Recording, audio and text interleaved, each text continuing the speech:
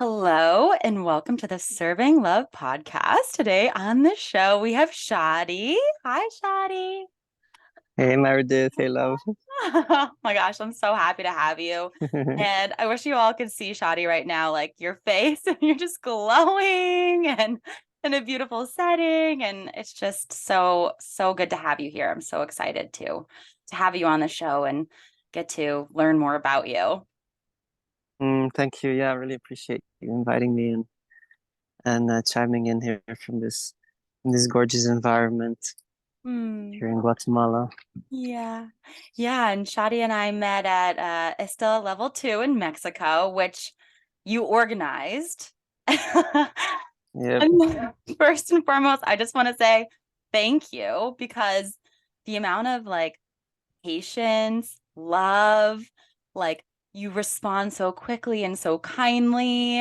And I'm sure you deal with so much resistance going into these trainings and the way you show up with such grace and like gratitude. And I'm just, yeah, I am in awe. And that's what had me drawn to asking you on here because I'm like, how do you be that way?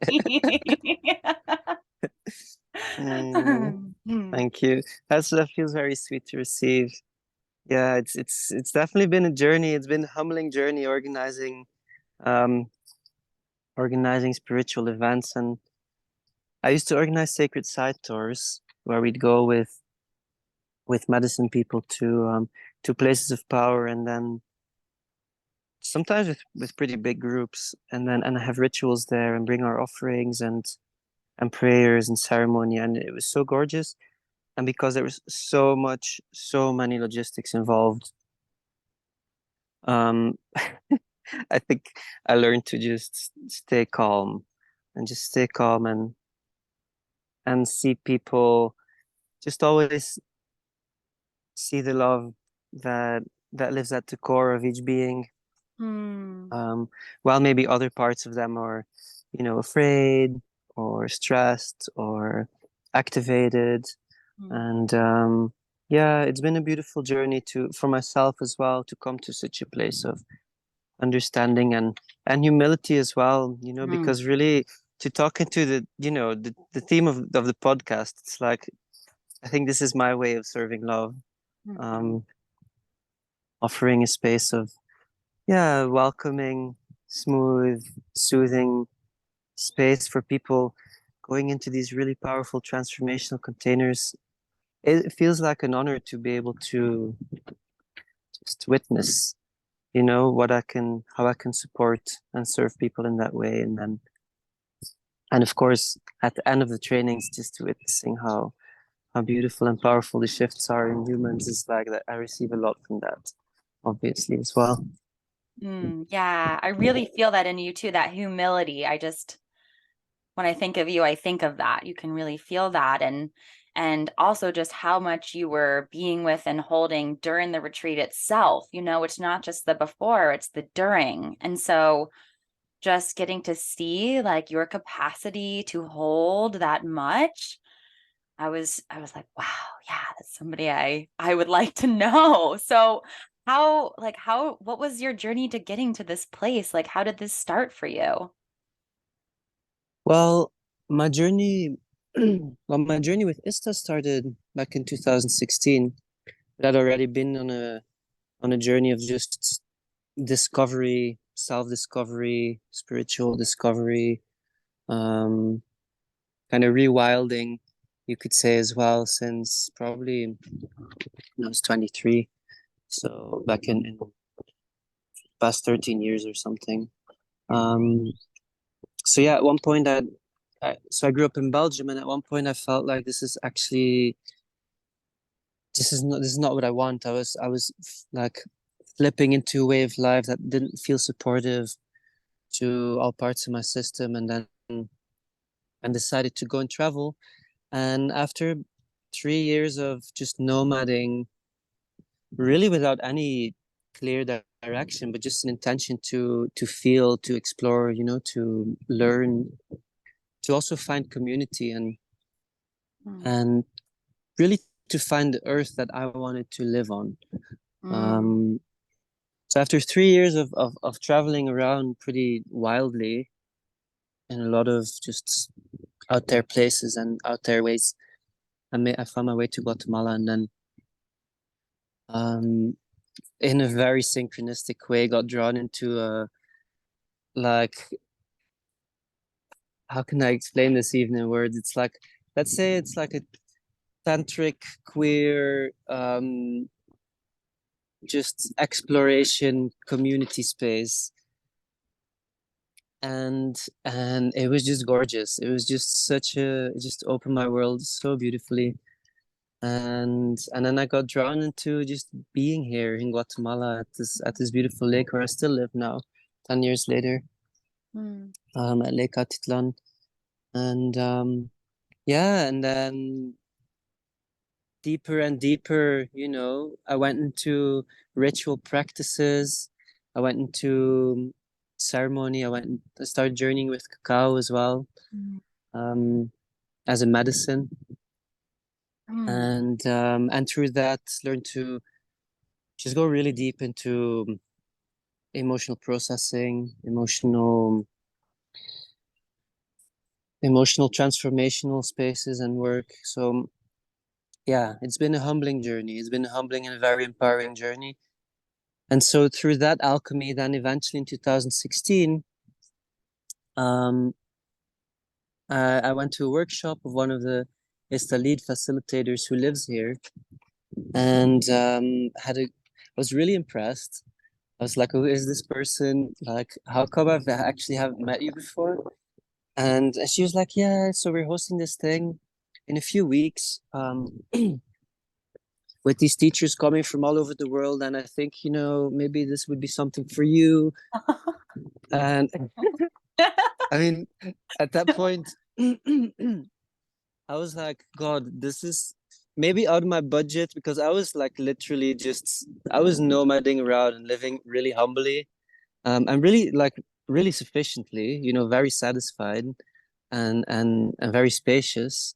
Um, but it was a bit of a stretch, and over the years I've learned to appreciate just going into challenging spaces. So that was a beautiful edge, Mm-hmm. and it fucking blew me open, had an amazing time, and then continued on my journey for a few years. And then 2019, Arminta, the same person that first introduced me to ISTA, was like, hey, so how about, do you want to come and assist? And then ever since, basically, I've just been delighted by the work that ISTA brings, and started to really vibrate into a service piece myself that feels very alive, um, within ISTA. So it's like the work that I've done before somehow also alchemized very beautifully in this ISTA organism, because it feels like pieces that I'm holding are very much serving this work in this field, and pieces that ISTA has is very much serving me. And there's a beautiful, yeah, juicy co-creation that's happening there. But through the assisting, I really started to feel like there's a massive like piece of service inside of me that has started to expand and started to grow and started to just really become alive. And there's a big maturation process that happened in that over those past few years, because there's something in the all the pieces of learnings that I've had now being able to be of service in such a way, like in a more powerful way than before, maybe, that Mm-hmm. feels very nourishing and in a sense humbling. It's like I receive so much from being of service, and at the same time it's a very humbling thing to do. It's a lot of work, it's a lot of investment of time and energy, um, and also it's very satisfying. Mm-hmm. So started to started to up level quite a lot my capacity to be of service in that way, and then started organizing ISTA trainings, alongside other trainings that I've been hosting, apart from that, aside from that, which is mainly around ritual facilitation and working with cacao as a ritual, as a sacred medicine. Um, Hmm. so yeah, that's been a bit of my journey, you know, like really briefly, really concisely. Yeah, right. It's like how do we boil it down, right? After all of the deep and things that we go through to get to these places, it's like just a few minutes. But yeah, I'm curious about this piece you said about, wanting to find land that you wanted to live on. Like, what did it feel like for you to land in Guatemala? Like, did you immediately feel at home? And what is the feeling of the land there for you? Yeah, good question. Well, in the first place, my intention in leaving Belgium was to find, I wanted, actually, I wanted to expand it to more like a symbolic way. I wanted to find the earth that I wanted to live on, as in like the community, the Mm. environment, the space, Mhm.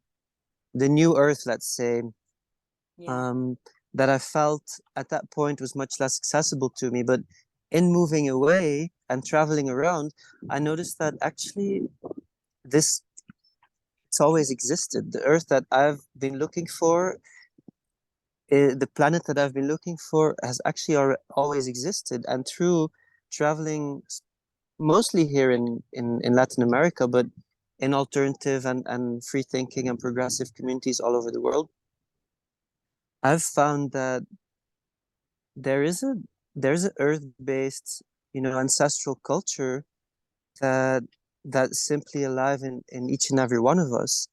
Um, and I've received gorgeous templates of what that looks like by traveling in these places and connecting deeply with people who live in a land-based society or culture. And admittedly, it's not always easy to find. Sometimes you've got to, go out in the wild or dig a little bit. Um, but when I came here to Lake Atitlan, I found this beautiful mix of a really strong ancestral rooted culture that's like grown from this land, you know, Mhm. over such a long time, that also combines a space that feels really easeful to me personally to live in. Um, so there was this real sense of like awe and magic that simply drew me in through lots of synchronicities as well. The moment that I arrived here, specifically at the lake, and I wouldn't necessarily have migrated to Guatemala as a country, although I deeply love it and so many facets of it. But it's really this lake that drew me in and that offered me personally, for where I was at in my journey, a beautiful, just amazing mix of like all the things that I wanted in life.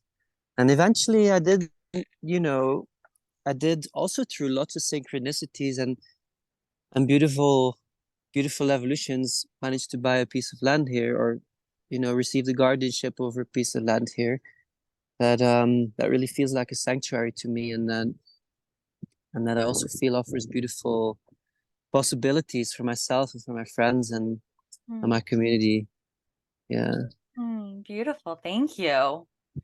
Yeah, and I hear you talking about cacao, how you offer this as a medicine, and I know Guatemala is such a big home for this medicine. So I would love to hear about this work that you're doing with this beautiful plant. Well, the cacao, to begin with, is it wasn't actually what drew me here. It was more the tantric shamanic community space that I was drawn into. Um, but the cacao then came in later. Together with my ex-partner, we started going to the cacao ceremonies with Keith Wilson, Hmm. who's one of the first let's say, Western medicine people who started to work with cacao in a way that's also suited for Westerners. And he started to infuse, he started to create a transformational space, a spiritual and emotional processing space that was very much interactive, interpersonal, as well as transpersonal, actually, using cacao as a guide, as a space holder. So, I mean, he would guide the rituals, but cacao was very much the like the how can I say, like the power, the fuel of, he was a channel for what the cacao spirit wanted to bring to these transformational spaces, and it was absolutely gorgeous. Like, I had honestly never expected that, you know, chocolate could have such a potent effect, and have a real spirit that desires just a gorgeous future for humanity. And I started to more and more to myself to the mission of this plant. And it really started to feel like, hey, this plant teacher is here for the times that we're in right now, where consciousness is awakening, is transforming. And the beautiful thing that then evolved is that I started to, together with my ex-partner at the time, we started to really feel like, hey, through the work that we've done with the cacao and the attunements that we've received, it's like, it's time that we actually now bring this in the world in our own specific way, in our own unique way, and weave our medicine with the medicine of the cacao um that's coming through. So this was all back in 2013, 14, 15, when there was not very much talk about cacao yet. Mm-hmm. um and yeah, we started to just create really beautiful transformational containers, of ourselves. With, at the time, it was like we'd have to explain every second person around, what cacao is and where it comes Yes. from and whatnot. And so much promotion to have, like, 5 or 10 people in Now it's like a cacao ceremony on every block in any spiritual community. yeah. uh, but we had a gorgeous time. We had a gorgeous time with all of it. And yeah, and just feel like I've learned so much through the cacao. And I don't even necessarily drink so much cacao right now anymore. It's only on occasions for, like, ceremonies or something. But I feel like I've just been so much in the space with the spirit of cacao, and she's become like, yeah, she's become a part of me, you know? Mm-hmm. Oh, And it's a very playful, celebratory spirit, um, that also, like, can be really pungent if you're open to, to the medicine. She can be pretty wild. Um, yeah, so that's a bit of my journey with cacao. I then started at the beginning of the pandemic. I had the hit that actually I feel like the time is right now for me to train people to work with cacao in a very solid way, in a respectful way, because cacao ceremonies have become such a thing. mm-hmm. And some people maybe go over it a little more lightly than what I would recommend. Journeying so deeply with the cacao and feeling so much of her power. There's a desire that I had to bring, like, diligence and care and knowledge and power to space holders, to people who work with cacao. And so that's that's something that I've been doing over the past few years. I've been training people to work with cacao in a powerful way, in person as well as online. Well, you And just sparked my yeah. desire. I'm like, Shadi, teach me. I'm like, wait a minute, I want that. Yeah, it's been fun. It's been a beautiful journey.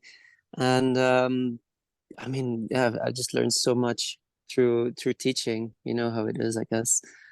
Um, Yeah, beautiful. I but hear yeah, so much reverence in your the way you speak about it. And I love to hear that because I mean, first of all, it does speak to how powerful this medicine is like how popular it is now, right? It's like it is so widespread. Like, look at where she's going. This medicine is flowing all over in the world and it's taken on all, and it's so amazing.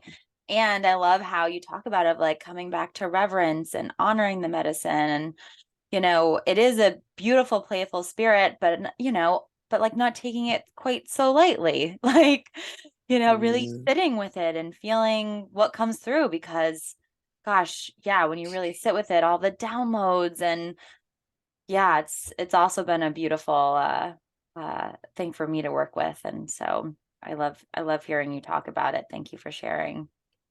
Yeah. Thanks for sharing your reflections. Yeah, I mean, the beautiful thing about cacao is also it's a very accessible Hmm. medicine.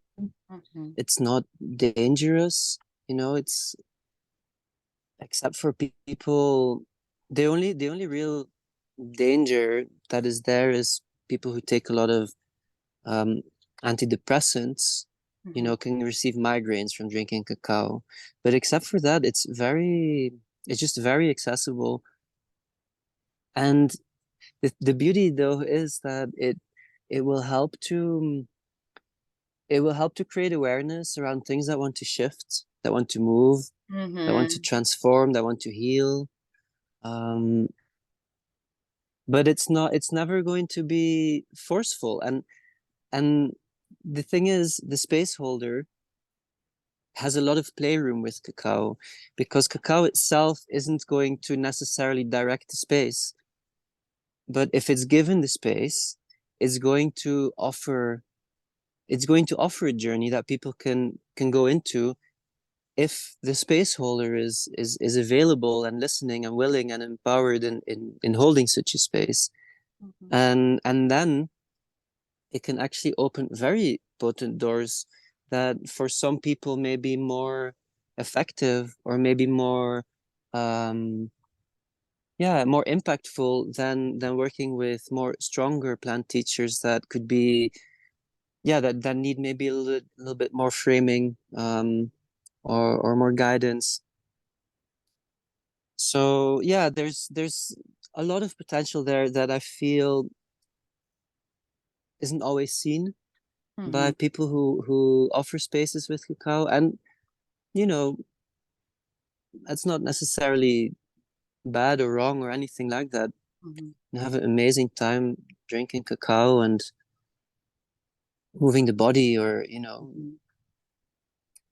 and then probably there will be medicine that happens, there will be transformations that happen, but there's something there that my intention was to really offer a deeper, a wider set of skills and awareness around holy space for cacao.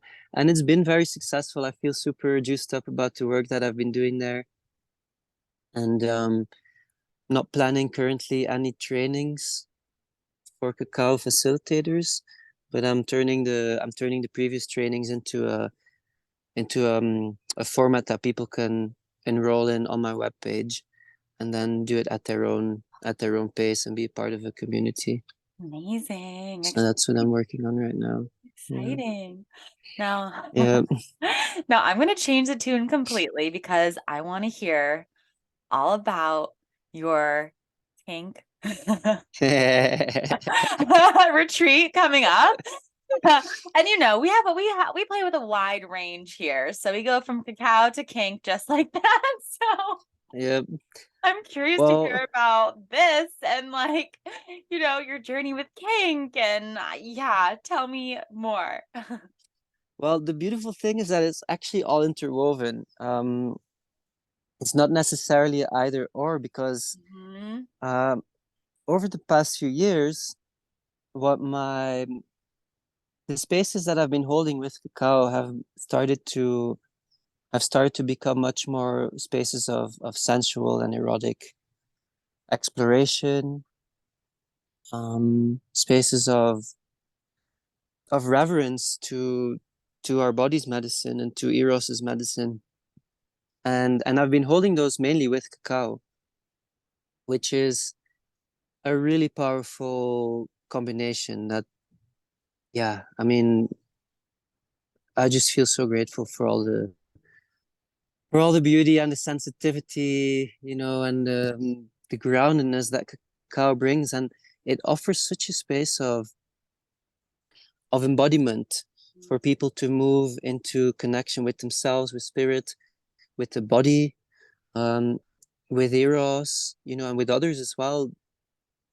That for me, it's just such a divine combination because sometimes, we can be in temple spaces or we can be in play spaces, and yeah, and there's a lot of juice, there's a lot of like energy that wants to move, and that's great.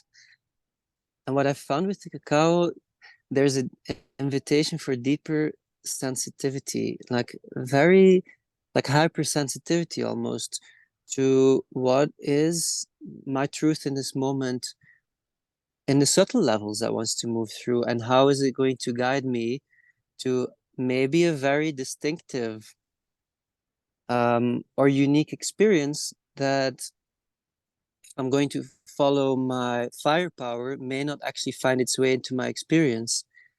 And I've noticed that it's just very helpful to find or to invoke cacao and drink cacao and create a space that allows that complete curiosity Mm. to to to guide us Mhm. from an embodied place. It's like what from a place of slowness as well. So through that, um, I've actually started to explore even kinky themed temple nights with cacao, and Love this. and yeah, and I've started to guide ritual rope meditations, so Mm. ceremonies with cacao where people explore with ropes, but again in a very it's like in a very masterful, like artful, tender way, Mhm. which doesn't mean that there's no turn on or there's no eros going. Like maybe even on the contrary, it's like More. there's yeah, from the depth of our beings, from the depth of our body temple, if there's safety, if there's slowness, Mm. there's other layers that can be much more enlivening even, that can find their way into our experience. So that's been my intention with the sensual and the kinky rituals that I've been holding with cacao.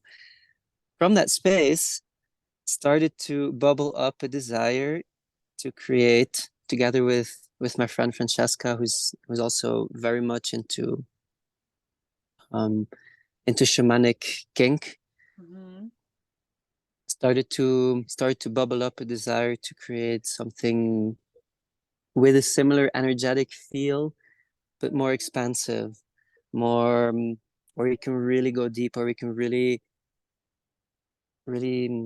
get the full toolkit to go all in. Because on a personal level, except for the events that I've been hosting, on a personal level, I have been exploring deeply since 2019 with within within training spaces, but also with lovers, with partners, what what can unfold if we're creating a ritual space Mm. for for the dark sides of eros to come and and bubble up. And it's been an intense journey. It's not been easy, Mhm. like the specifically speaking, or around dom and sub, dominant submissive play, the archetypes that we play with, they need some maturation and they need some growing up. So definitely episodes and stories and situations where I've been able to, work with the shadows and really see what wants to, like, what's the power here? What's the healing here? And Mhm. but yeah, I've been exploring deeply in these spaces for the past 4 years, I'd say, Mm. in my own personal life. And because I have such a passion for ritual, um, it's like, God, once once I'm attuned, how can I say this? It's like my life has become a ritual. It's like everything in life can be a ritual, and becoming attuned to what ritual is allows for really beautiful, potent spaces, Mhm. like time spaces to open up um with intention. And it's like just bringing that into Eros has been, I mean, honestly mind blowing. And yeah, and I've definitely been blessed with very powerful lovers and play partners to Mhm. explore with. Mhm. Um, and the result now just bubbled up in my awareness a few months ago was like I felt a readiness and desire to bring it to alchemize all these learnings into a 5-day container, and together with Francesca. So I'm feeling divinely excited about this, and and just really, yeah, just it feels like such a beautiful next step, and I feel really honored to be able to bring my own unique, learnings and medicines to this field. That's I feel like it's quite cutting edge as well. There's a lot of desire I'm noticing Oh, for yes. people to move into ritual erotic spaces in a masterful way. Mhm. And yeah, so that's Yeah. happening. Thank you. I'm so excited. And yeah, I can feel it in your system, just like how much Yeah. joy and delight and just, Mhm. yeah. Yeah, it's going to be so good. I can feel that already. And yeah, thank you for bringing this flavor of kink to the world. I've been on this journey with kink for probably 10 years now. I started when I was really young, and I started with Omrupani, so I got really lucky from day one. Mhm. Like that was my first Okay. teacher, my first dom. Like I got spoiled. So I had a taste of that flavor of playing in this world for a reason with a purpose. Like, kink from a place of like personal development, getting to know myself more deeply. Like, it just, oh my gosh, the amount of things I learned in those containers is just, I mean, unreal. And Mhm.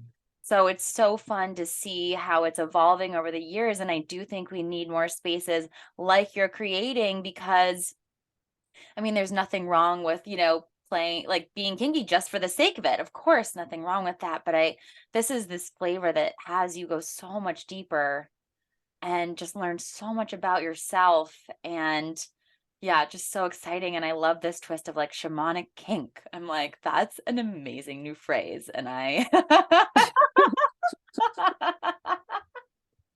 and cacao. And I'm like, oh my God, this is like everything a girl could want all wrapped into one.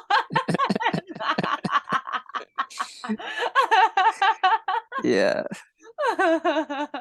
Yeah. Yay. Yay. I love it. Yeah, thank There's you. no That feels turn. good. That feels really good to receive. And it's like it just feels so accurate uh that I'm gonna have to that I'm gonna have a space to bring all these beautiful rituals that I've developed, let's say, or that have come through me over the years, but into like a sequence, into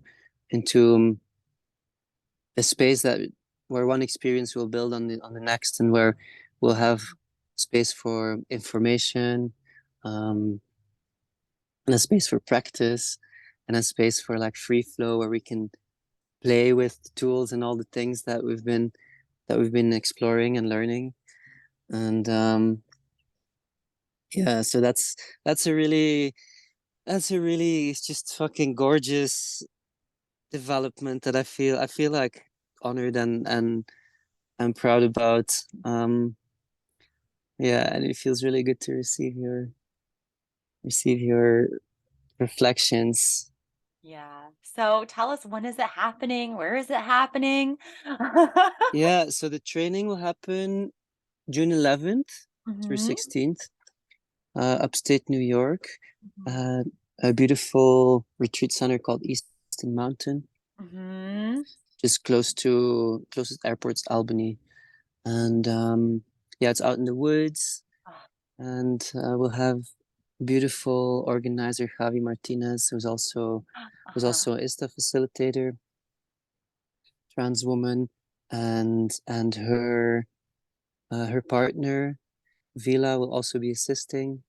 So we'll have a really beautiful, just yeah, Oh. family juicy team going on.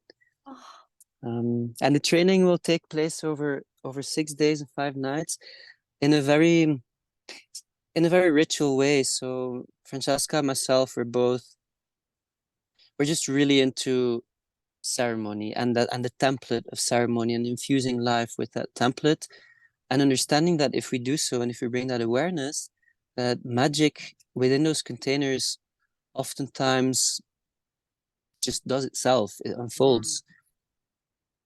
We're using our directive capacity to create containers or even just become aware of like this. There's a ritual that's happening now. Sometimes I'm noticing in my system that there's like a feeling, oh, I'm going into a ritual now, and things start to unfold. And now we can, we can bring our intention, we can bring our awareness around this is the beginning of this ritual. We're bringing in our allies, we're invoking the elements for the alchemy that we want. And then it's just like up to spirit. Mm. So we're both very much in that mindset, and we're wanting to offer that template as a transmission to the participants over those 6 days. So we'll have a bunch of different rituals, and I mean, obviously, a part of what will unfold will depend on how the energy of the group is Mhm. flowing and what we feel is the the larger collective desire Mm. us to move through the group. But yeah, we'll have space for like seminar transmission, which we call the Shamanic Kink University aspect. The shamanic kink. Can you please trademark that? So good. Then in the afternoons, well, depending, not necessarily in afternoons, but then we'll have the Shamanic King Dojo, where we'll like where we'll, where we'll explore and you know and play like in a guided way, and then in the evening times we'll have different temple nights and temple rituals um, to offer a space of like integration and play of the things Mm. that we've learned. And yeah, I'm just like, oh my God, my system's so hyped up. Yeah. Yeah, and it's like this beautiful combination like of like all of these pieces that you've taken from different places and now you're like it's culminating in this beautiful like thing. I can feel it coming from you. Like this is like a piece of your soul coming into, the earthly Yeah, plane that was like ready to be born and that's the best so time. much. I just feel all like your energy and your jazz and your juice and everything behind it and just like the truth of that, and feels so authentic and Mm. humble. And yeah, I'm curious, do you think if somebody has never played with kink before, like would this be great for beginners or like where do you feel? Well, so there's two things to that question. So ideally, I would want to say yes, Mm-hmm. because it's going to offer just a really powerful template to Mm-hmm. then journey deeper and to really get the juice like of what this work can offer, Mm. or at least from my, from my point of view, um, in a similar way that, like you shared that you got super fortunate to start this kink journey with Omrupani. I mean, what a blessing, because some of us, get into Mhm. kink environments, and you know Not always in so some safe. environments you've got to be a little bit careful, because there's, we're all learning in this world. Mhm. Everybody has their shadows, and we're, finding ourselves in an environment when we're not really mature, where those shadows are, coming out at play largely, or like in a big way. Mhm. We may have, we may have some healing to do afterwards, and or may have some intense experiences that. Mhm. So, ideally I want to say yes, just come receive this template, but actually, to be honest, we do require like a certain amount of self knowledge and self agency, and being comfortable with powerful emotions, and holding space for ourselves, um, in powerful emotions as they come up. Like, obviously we're supportive, and we have a team, and we're tracking people, and at the same time, there is a requirement to have some experience with transformational spaces and transformational work, so that we can really journey deep as well. Mhm. So we're actually recommending this training for people who have 6 months or more, let's say, of experience within BDSM or kink realms. And we're also offering some resources for people to prepare. So if there's somebody who really feels the call, like, I've recently got in touch with my kinky side, and I really want to go deep, um, with some preparation, maybe they would be able to step into the container, but then it would have to be a bit of, yeah, there would have to be a strong intention and a willingness to really do that. So it's recommended for people who already have a bit of Mhm. a bit of a language, a bit of a basis, a bit of a foundation, some experience. And at the same time, a part of the training is also a preparation call, like an intentional ritual preparation call, where we already actually open the alchemical container, and then we'll have two integration calls as a part of the training as well, to really make sure that everybody like gets the maximum out of this, and that they can really integrate, Mhm. and that the integration process can also be something that will help, that will happen over some time. It doesn't need to be rushed, and that it will really help participants get the medicine, and get to integrate things into their daily lives as well, that they Mhm. will that they will learn. Amazing. Yeah. Well, thank you. And I yeah, I will definitely tell people about it. I so trust your holding and like Mm, your level of integrity and your skillfulness and your attention.